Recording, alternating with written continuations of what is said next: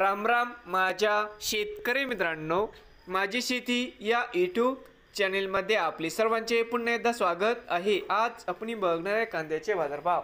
महाराष्ट्र राज्यातील कृषी उत्पन्न बाजार समिती मुंबई येथील आजचे कांदा बाजारभाव म्हणजे दिनांक 12 जुलै 2025। सर्व शेतकऱ्यांनी हा व्हिडिओ संपूर्णपणे बघा, कुठे न स्किप करता। बाजार समिती मुंबई या ठिकाणी आवक 8736 क्विंटल, या ठिकाणी कमीत कमी दर 1200 रुपये क्विंटल, सरसंद्राई 1550 रुपये क्विंटल, या ठिकाणी आज जास्तीत जास्त दर 1900 रुपये क्विंटल।